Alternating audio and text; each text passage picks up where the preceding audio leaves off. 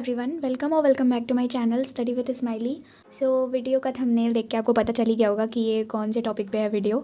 तो ये वीडियो ना मतलब इस टॉपिक पे है कि pre board exam versus board exam, मतलब प्री बोर्ड एग्ज़ाम और बोर्ड एग्ज़ाम में क्या डिफरेंस है और इसके बीच का टाइम होता है वो सबसे ज़्यादा स्ट्रेसफुल होता है, जिसमें हमें सबसे ज़्यादा एंजाइटी होती है, डर लगता है और बहुत ज़्यादा स्ट्रेस होता है कि कैसा होगा पेपर। प्री बोर्ड एग्ज़ाम में कम नंबर आ रहे हैं तो बोर्ड एग्ज़ाम में कैसे होगा मेरा अच्छा, और मतलब बहुत सारी चीज़ें ऐसे हमारे दिमाग में आता है। और ये सबके साथ होता है, केवल आप अकेले नहीं हो, सबके साथ में होता है। क्योंकि मेरे पास भी, अगर आपको प्रूफ ही देखना है तो मुझसे सुन लो कि मेरे पास भी ना टेलीग्राम पे बहुत सारे बच्चों के ऐसे मैसेजेस आते रहते हैं और एक ही टाइप के मैसेजेस कि दीदी कैसे हो पाएगा। और जबकि मैंने इतने सारे वीडियोस नहीं डाले हैं, बट जो भी बच्चे आते हैं तो वो एक बार ज़रूर पूछते हैं, और इसीलिए मैंने सोचा कि एक वीडियो बना दूँ, क्योंकि सबको एक ही मैसेज का बार बार रिप्लाई देना पड़ता है।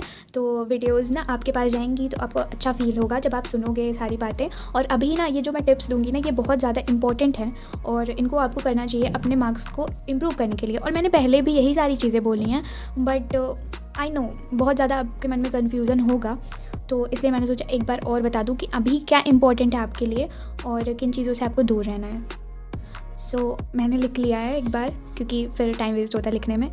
तो इसमें बस हम लोग इन्हीं सारे टॉपिक्स पे बात करेंगे जो मैंने लिखे हैं। एग्जैक्टली एग्ज़ाम एंजाइटी कब होता है और क्यों होता है। तो जो लोग ना जब ये फील करते हैं कि उन्होंने अच्छे से प्रिपरेशन नहीं की है और साल भर उन्होंने अच्छे से पढ़ाई नहीं की है, तो उनको एंजाइटी होती है, क्योंकि उन्होंने ऐसा गोल सेट किया था कि 95% लाना है। किसी ने सोचा होगा 90% लाना है, बट अब वो नहीं हो पा रहा है उनसे प्री बोर्ड्स में, तो वो सोच रहे हैं कि बोर्ड में भी नहीं हो पाएगा। बट अगर आपने अच्छे से पढ़ाई की होगी और जो जो सर ने बोला होगा, जैसे स्कूल्स में भी ना बहुत ज़्यादा डरा देते हैं, तो मैं उनकी बात नहीं कर रही हूँ, बट जो जो चीज़ें रेलिवेंट हैं अगर आपने किया होगा तो आपके आ सकते हैं मार्क्स। क्योंकि प्री बोर्ड से बोर्ड एग्ज़ाम को कंपेयर मत करो। प्री बोर्ड्स ना बनाए ही इसीलिए जाते हैं कि आपके ना नॉलेज को, प्रिपरेशन को टेस्ट किया जाए और आपको प्रिपेयर किया जाए। और तो उसके लिए ना आपको परेशान नहीं होना। जैसे हम लोग मॉक टेस्ट देते हैं अपने एग्ज़ाम में, तो उसमें कम नंबर आते हैं तो हम क्या करते हैं, इंप्रूव करते हैं खुद को। तो आपको भी इंप्रूव करना है खुद को। जहाँ पे आपके मिस्टेक्स हुए हैं उनको देखो, अपनी कॉपी जाओ चेक करो, तो वहाँ पे देखो। उसके बाद में फिर बोर्ड एग्ज़ाम के लिए प्रिपरेशन करो अच्छे से उनको देख के। तो ये दोनों ना अलग होते हैं, बस इतना ध्यान में रखो कि प्री बोर्ड्स में अगर अच्छे मार्क्स नहीं आए हैं, और बहुत लोगों के यहाँ ना मतलब ऐसे होते हैं कि 2 एग्ज़ाम होते हैं प्री बोर्ड के, और हमारे यहाँ तो 3 हुए थे, और मेरे भाई के भी 2 होने हैं। तो इसलिए पहले वाले में अच्छा नहीं आया तो दूसरे वाले में अच्छा करने की कोशिश करना और ख़ुद को अच्छे से प्रिपेयर करो। बस यही है आपके हाथ में। एंजाइटी होती है, वो सबको होती है, आप अकेले नहीं हो जिसको ऐसा फील हो रहा है। सब बच्चों को जो अभी बोर्ड्स देने वाले हैं उन सबको होता है, और जिनको नहीं होता वो चाहते ही नहीं है कि उनके मार्क्स आएँ। और या फिर कोई बहुत चिल होगा क्योंकि उसने अच्छे से प्रिपरेशन कर ली होगी, उसके मार्क्स अच्छे से आ रहे होंगे, तो वो भी कोई बात नहीं है। आपको अगर एंजाइटी हो रही है तो आप इतना समझो कि आपको डर लग रहा है, तो आपको बस अच्छे से और प्रिपरेशन करनी है। और क्या करना है वो भी मैं बताऊँगी। तो पहली बात तो आपको अपना टाइम इफेक्टिवली मैनेज करना है। जैसे कि अभी बिल्कुल बंद कर दो, अभी आपके लिए क्या प्रायोरिटी होनी चाहिए, प्रिपरेशन और कुछ नहीं। मतलब इंस्टा वगैरह जो भी आजकल के बच्चे बहुत ज़्यादा यूज़ करते हैं, हम लोग तो इतना नहीं करते थे उस टाइम पे, और आजकल के बच्चे तो बहुत ज़्यादा यूज़ करते हैं, तो उनको थोड़ा लिमिट में रखो, या फिर एकदम अभी बंद ही कर दो। और अगर नहीं हो पा रहा है ना तो थोड़ा सा लिमिट करके रखो। जैसे मैंने क्या कर रखा था, मैंने म्यूट करके रखा था, उसको कुछ बोलते हैं क्वाइट मोड, तो वैसे आप भी कर सकते हो। और मैं तो पूरे दिन में क्वाइट मोड लगाए रहती थी, लेकिन उससे भी फिर थोड़ा सा डिस्ट्रैक्शन होता है, तो मैंने तो ऐप ही हटा दिया, बिल्कुल भी यूज़ नहीं करती हूँ। तो वैसे ही आप भी कर सकते हो। तो इसमें आप क्या कर सकते हो, अपने सब्जेक्ट्स को डिवाइड करके रखो। जैसे जो चीज़ें आपको अच्छी लगती हैं उनको कोशिश करो ना कि थोड़ी देर बाद भी पढ़ेंगे तो चलेगा। मतलब सबसे पहले ना मॉर्निंग में आपको टफ़ सब्जेक्ट्स पढ़ने हैं, और टफ़ वही होंगे जो आपको वीक लगेंगे थोड़ा, या फिर अच्छे नहीं लगेंगे, वही टफ़ होते हैं। बाकी अगर मुझे मैथ्स अच्छा लगता है ना, तो मेरा मैथ्स अच्छा था। वो टफ़ तो सबको लगता है, बट अगर मुझे अच्छा लगता था तो इसका मतलब मेरा अच्छा रहा होगा। तो मैं उसको सुबह नहीं पढ़ती थी, उसको मैं रात में कभी ईयरफोन्स लगा के ऐसे क्वेश्चन सॉल्व करती रहती थी। अगर मुझे ज़्यादा लगता था कि अभी मैं बिल्कुल टायर्ड फील कर रही हूँ एंड मेरे पास अब बिल्कुल भी टाइम नहीं है और करना मुझे ज़्यादा है, तो तब मैं कर लेती थी ऐसे। वैसे मैं सजेस्ट नहीं कर रही हूँ, नहीं तो फिर मुझे भी सब लोग क्रिटिसाइज़ करेंगे इसके लिए। हाँ, तो आपको ना टफ़ सब्जेक्ट्स को मॉर्निंग में पढ़ना है, जिससे आपको ऐसा एकदम ना लगे कि नींद आने लगती है। वैसे कोशिश करना ना कि प्रॉपर स्लीप लोगे ना तो आपको नींद नहीं आएगी। और अगर ऐसा करोगे कि रात में 12 बजे सोए हैं और फिर सुबह 4 ही बजे उठ के पढ़ने लगे, तो उसमें फिर नींद आती ही आती है। मैं भी ऐसे फेस कर रही हूँ। फिर आपको ना डेली टारगेट्स बना लेने हैं, और डेली टारगेट्स ऐसे बनाने कि आज प्रीवियस ईयर में ये वाला करना है शिफ्ट, मुझे 2019 का शिफ्ट करना है, तो ऐसे बना लेना कि सैम्पल पेपर करना है। तो अभी तो आपका फोकस ही होना चाहिए इंपॉर्टेंट टॉपिक्स का रिवीजन, और साथ में PYQs और माइंड मैप्स। मैंने बोला ना, फोकस ऑन रिवीजन। अभी आपको ना रिवीजन करोगे, जितना ज़्यादा प्रैक्टिस करोगे वही हेल्पफुल होगा और इसके आगे अगर आप अभी लेक्चर्स कर रहे हो तो उनको छोड़ दो, लेक्चर्स अब इम्पॉर्टेंट नहीं है। अगर आप अभी भी लेक्चर्स देख रहे हो ना तो वो आपका टाइम वेस्ट ही है, आपको प्रैक्टिस ही करनी चाहिए। अदरवाइज़ लेक्चर्स देखते देखते ही टाइम निकल जाएंगे और फिर प्रैक्टिस का मौका ही नहीं मिलेगा। एंड आपके ना जो वीक एरियाज़ हैं, जैसे जो वीक टॉपिक्स हैं, तो उसमें भी कुछ इंपॉर्टेंट टॉपिक्स होंगे। तो मैंने ना लास्ट वीडियो में बोला था इंपॉर्टेंट टॉपिक्स का वीडियो, तो उसमें मैंने इंपॉर्टेंट टॉपिक्स बताए थे, तो वहाँ से आप देख सकते हो इंपॉर्टेंट टॉपिक्स को। तो जो वीक आपका सब्जेक्ट है वहाँ पे आप इंपॉर्टेंट टॉपिक्स कर लो। अगर आपने अभी नहीं किया है तो रिवीजन में भी वहीं से कर लो। और PYQs करने हैं। अब PYQs बहुत ज़्यादा इंपॉर्टेंट है, और प्रीवियस ईयर क्वेश्चन अगर आपने नहीं किया है, उन पेपर्स को अभी आपने अवॉइड किया है, या आप सोचो कि अभी भी टाइम है मैं कर लूँगा, तो ये आपकी सबसे बड़ी गलती है। फिर आपको मौका नहीं मिलेगा और ऐसे ही टाइम बीतते चला जाएगा। और ऐसा नहीं हो सकता ना कि आपने साल भर नहीं पढ़ा तो अब आपको एकदम से सुपर पावर आ जाएगी कि पढ़ने की, ऐसा नहीं हो सकता। आपको मेहनत करते रहना है, रुकना नहीं है। और माइंड मैप्स और शॉर्ट नोट्स का भी आप हेल्प ले सकते हैं, क्योंकि माइंड मैप से चीज़ें बहुत अच्छे से याद होती हैं। और या तो खुद बना लो या फिर ओसवाल से कर लो। मैं ओसवाल बार बार बोलती हूँ, आपको लगता होगा प्रमोशन की तरीके से, पर ऐसा नहीं है। देखो, मैंने भी यूज़ किया, मैंने अपने भाई को भी रिकमेंड किया, उसको मैंने पहले ही लेके दे दिया था। मैंने ये वीडियोज़ जब नहीं बनाए थे उस टाइम पे ही, तो आप देख सकते हो, मैंने लास्ट वीडियो में ही बोला था। और शॉर्ट नोट्स बहुत इंपॉर्टेंट है, तो शॉर्ट नोट्स आप खुद ही बनाओ अपने। और या फिर अगर आपने नहीं बनाए हैं ना, तो ये भी आपको ओसवाल में मिल जाएंगे, या फिर कोई भी बुक जो अरिहंत की बुक आपने ली होगी या कोई भी सैम्पल पेपर लिया होगा तो वो भी ठीक है। अगर आपने पहले ही ले लिया है तो कोई बात नहीं, अदरवाइज़ आप ये वाले ले सकते हो सैम्पल पेपर्स, ओसवाल के सैम्पल पेपर्स। इनमें आपको ना लेटेस्ट पैटर्न पे मिल जाएंगे सारे सैम्पल पेपर्स जो बोर्ड ने इशू किया था। मैंने लास्ट वीडियो में आपको ना फुल रिव्यू दिया था, लेकिन जो बच्चे नए हैं तो उनके लिए मैं बता रही हूँ। इसमें आपको ना टॉपर के आंसर शीट मिल जाती है, तो आप इनको देख के प्रैक्टिस कर सकते हो कि कैसे हमें पेपर्स लिखने हैं। और उसके बाद में आपको देखने को मिलेगा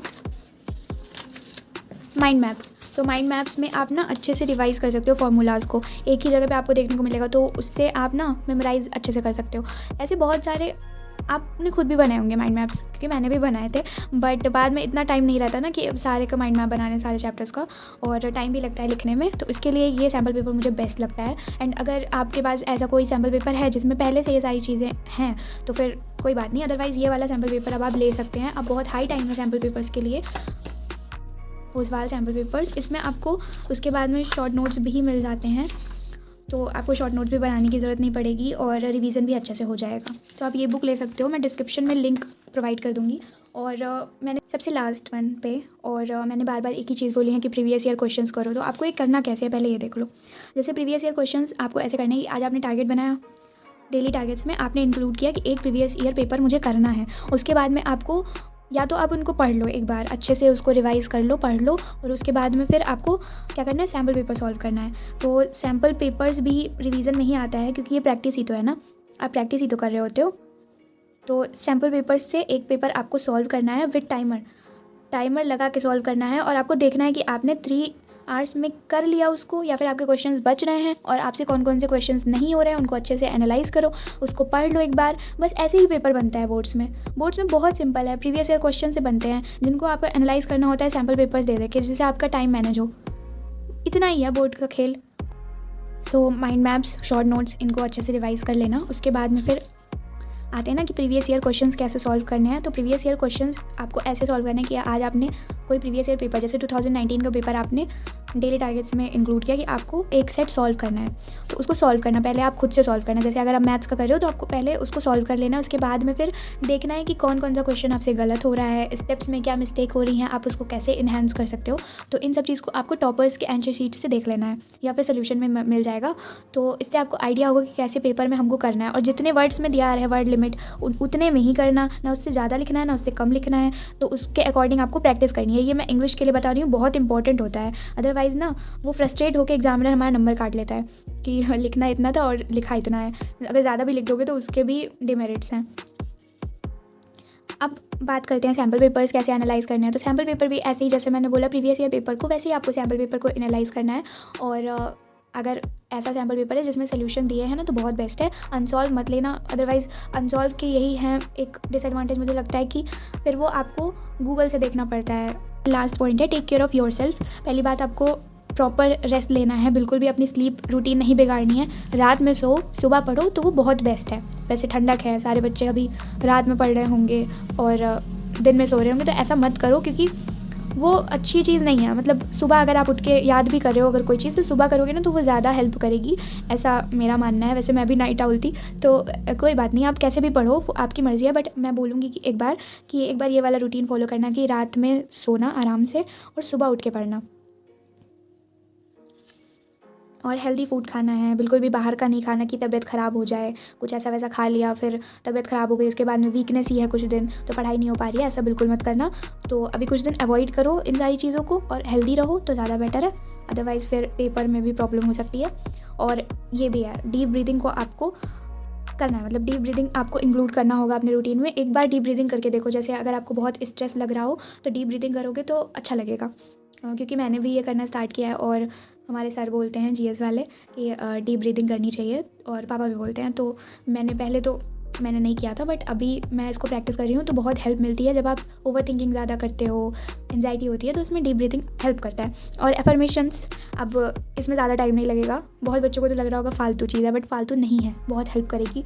आपको रोज़ सुबह बोलना है I am prepared, I am confident and I will do my best. बस इतना आपको बिलीव रखना है खुद पे, अपने ऊपर कॉन्फिडेंस रखोगे ना तभी आप अच्छा कर पाओगे। ओवर कॉन्फिडेंस भी नहीं चाहिए और एकदम लो कॉन्फिडेंस भी ना हो कि बिल्कुल भी कॉन्फिडेंट नहीं हूँ और लग रहा है कि अरे मुझसे तो हो ही नहीं पाएगा। काहे नहीं हो पाएगा, सबसे हो सकता है, तो आपसे क्यों नहीं हो सकता?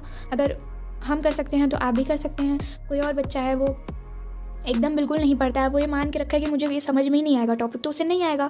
अब अगर मैंने ये सोचा कि मेरा मैथ्स अच्छा है, मुझे सारे टॉपिक्स आ जाते हैं, कंसेप्ट क्लियर है, मैं प्रैक्टिस कर लेती हूँ टाइम से, तो मेरा मैथ्स अच्छा हो जाएगा। और अगर मैं यहीं पे डर रही हूँ बार बार, अरे मुझसे तो डिफ्रेंशिएशन नहीं समझ में होता ही नहीं है सॉल्व क्वेश्चन उसका, और बिल्कुल भी हो ही नहीं पाएगा, तो जहाँ पर दिखेगा वो क्वेश्चन मैं डर जाऊँगी और उसको सॉल्व नहीं करूँगी, ऐसे ही होगा ना।